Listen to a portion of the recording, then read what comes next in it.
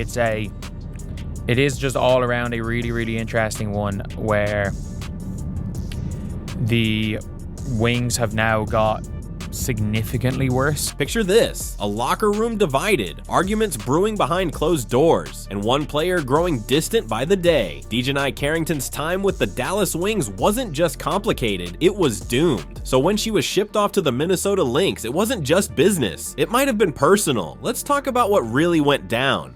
Basically, they turned JC Sheldon into Diamond Miller long term, which is unpopular opinion. JC Sheldon's better than Diamond Miller. And the Minnesota Lynx now have Dijonai Carrington coming off the bench. Ever wonder what happens when a player's heart just isn't in it anymore? That's exactly what went down in Dallas with Dijonai Carrington. From the outside looking in, it's easy to assume everything was fine, but behind the scenes, things were unraveling fast. The tension between Carrington and the Wings wasn't just whispered about, it was obvious to anyone paying attention. Like, we gotta remember all of those things transpired during this basketball season, man. I'm here to tell you, they made it their business to get rid of her. And I shouldn't laugh, but it's kind of funny. One source straight up said Dijonai didn't want to be there. That's obvious. Like, she didn't want to be there at all. That's a pretty blunt assessment, and based on what followed, it doesn't seem far off. So how bad did it really get? For starters, there were whispers of locker room issues, and not just vague, ordinary ones. Rumors about conflicts with teammate Alyssa Smith kept circulating, suggesting there might have been more going on than what the team tried to smooth over publicly. The Wings, there's no point for the Wings to have kept Dijonai Carrington. Or you're saying super confused. Dijonai did not want to be there. Dijonai didn't want to be there. That's obvious. Like, she didn't want to be there. Think about it. A team's chemistry is everything. It's what separates good teams from championship teams. If key players don't get along, it doesn't just stay in the locker room. It spills right onto the court. And for Carrington, her play seemed to reflect that tension. One source even mentioned that she was playing bad, which only made the situation harder for everyone involved. If a player can't lock in mentally, it's practically impossible for them to give their best physically. Now, Dijonai Carrington couldn't keep her hands clean either. Would stand out of headlines on the internet. She was always in headlines, punching players in the eye. And then we have to remember, she nearly injured Paige. Like, everybody forgot about that. But was it all just Carrington's unhappiness? Or was the team not doing enough to make things work? This wasn't just about one player checking out. It felt like a relationship where neither side was trying anymore. The Wings could have tried to mend fences, worked on fixing the chemistry issues, or at least addressed the rumored drama with Alyssa Smith head on. Now, I'm not saying there was drama down there, but it's definitely looking like it. Because they got Dijonai Carrington and Alyssa Smith. And I'm telling you right now, I'm about 80% sure there was probably some type of locker room drama between the two. Instead, things seemed to spiral, and no one put the brakes on before it was too late. And here's where it gets even messier. Professional sports are brutal when it comes to morale. Research shows that when a team's chemistry is fractured, it's not just the players involved in the conflict who suffer, it's the whole squad. Cohesion breaks down, communication falters, and the trust that's supposed to hold everything together, gone. Stated the Minnesota Lynx announced today the team has acquired Dijonai Carrington from the Dallas Wings in exchange, which we already know, 5'11" joint. Dallas via a trade from Connecticut. That kind of energy is hard to ignore when you're watching the games. You sense the disconnect, even if you can't pinpoint exactly what's wrong. It's the way missed passes happen too often, or how teammates hesitate instead of playing instinctively. It's just off. In the end, the Wings likely decided it wasn't worth salvaging. Bro, but like, what's crazy about all of this is, how could you have a trade after All-Star break like that? Like in the middle of the season, I don't know, man. If Carrington was unhappy, keeping her around might have dragged things down further. And really, how do you force someone to stay when she didn't want to be there at all? This wasn't a clean break. It was more like ripping off a band-aid before the wound even healed. But here's the real question. Was this the right move for Dallas? Or did they just create an even bigger headache for themselves? I'm pretty sure a lot of you guys heard the news about Dijonai Carrington, man. So it looked like Dallas was not having it.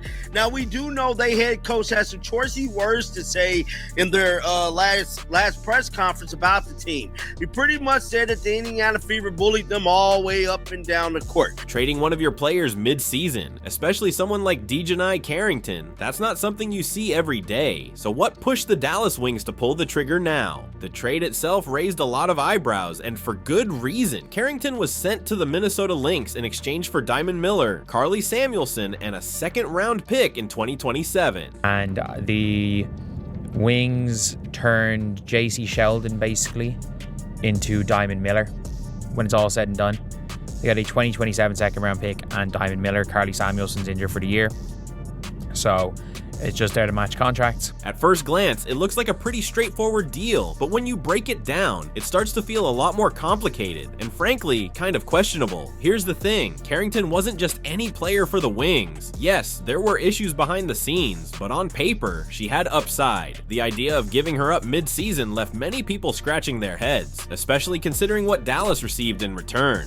But at the end of the day, look, this is a trade that I think we kind of not necessarily just expected Dijonai to be traded to the Lynx. I don't think anyone expected the Lynx of all teams to be signing Dijonai Carrington. Diamond Miller is, no doubt, a promising rookie, but trading an established player for a rookie comes with its own kind of risk. And Carly Samuelson, she was primarily added to match salary, and let's be real, she's still recovering from injury. The 2027 second-round pick might as well be monopoly money at this point. It's there, but does it really matter when you're trying to win now? Say breaking Dallas Wings, Dijonai Carrington has been traded to the Minnesota Lynx in exchange for Diamond Miller, Carly Samuelson, and Minnesota 2027 second-round pick. The team sources has confirmed that. Then there's the criticism from fans and analysts, and it's not hard to see why. One source straight up said that the Wings have now got significantly worse on paper after this trade. That's not just a hot take, that's the general consensus. Sure, the Wings may have killed the Dijonai and Nalisa Smith experiment that one source called disastrous, but did they actually solve their problem? Or did they just make their roster weaker while hoping for some quick fix to their chemistry issues?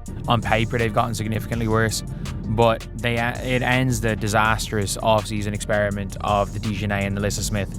And in fairness, they did turn Dijonai and Nalisa Smith into Diamond Miller and a first-round pick, which isn't bad, but like, ironically, you can make the argument that they got more for Nalisa Smith than they got for Dijonai Carrington. When you really look at it, trading Carrington almost feels like a panic move. Get rid of her, bring in anyone who seems like a fit, and hope it all works out. That's not exactly the strategy of a well-oiled organization, and don't forget about the wild card in all of this. Tiara McCowan. The decision to waive her as part of the roster shuffle caught everyone off guard. Oh, they also waived Tiara McCowan. Oh. Indiana, please cut Bree Turner and bring in Tiara McCowan. Bring her back. Bring her back. Please bring back Tiara McCowan. Like, I would do that in a heartbeat. I would do that in a heartbeat. Like, I don't care about Bree Turner. McCowan was on a protected veteran contract, which means this wasn't just about cash. Dallas essentially said, we're moving on, and for what? It's one thing to shake up your roster to improve, but it's another to start throwing darts at the wall with no clear plan. The response is the Wings have waived Tiara McCowan, who was on a protected veteran salary. On a protected veteran? So this is a weird one. Waiving Tiara McCowan as part of that. Oh, sorry, protected veteran contract. That's a really weird one. That's a really, really weird one. Combining that surprise with the trade itself only added more confusion around what Dallas is even trying to build here. So now you have a trade that looks shaky, a team dynamic in question, and a roster that might be worse than it was before all of this started. Did Dallas really fix their issue, or did they create an entirely new mess? People saying they're winning it all because they are winning without her. Man, they got Dijonai Carrington, bro. They is not winning it all. The referees don't like them either. Y'all forgot.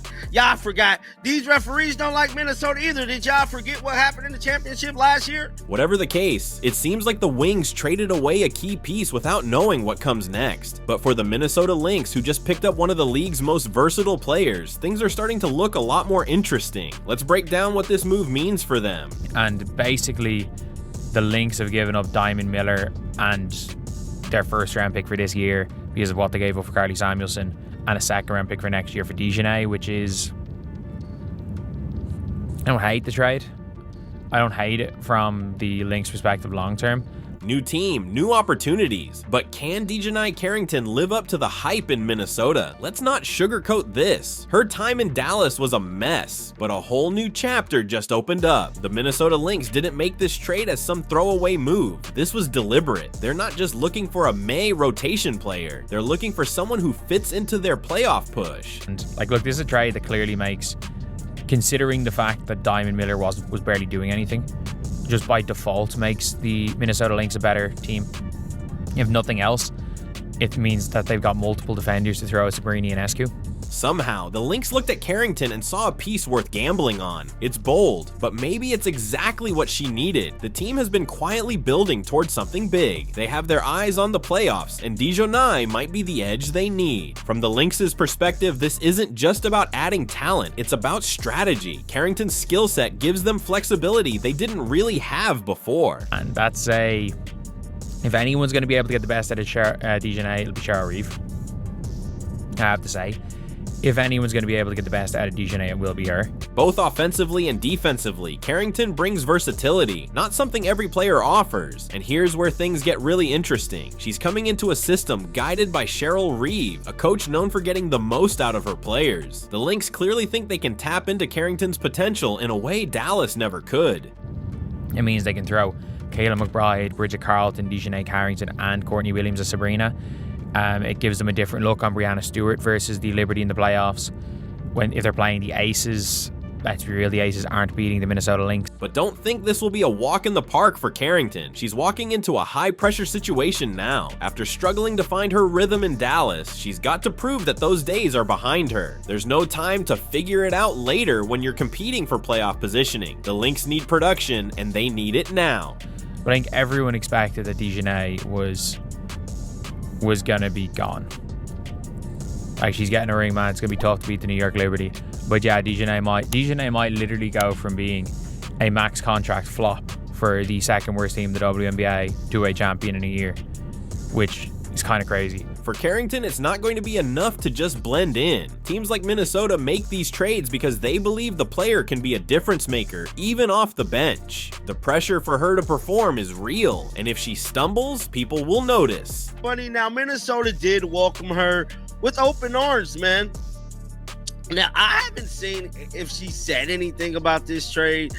If it was my guess, she probably did. For starters, she's getting a reunion with a couple of familiar faces like Courtney Williams, which makes things easier right away. That kind of comfort can't be underrated when you're transitioning mid-season. It's not just about fitting into a new team, it's about finding confidence again. And when you already know some of the players, it just helps you hit the ground running.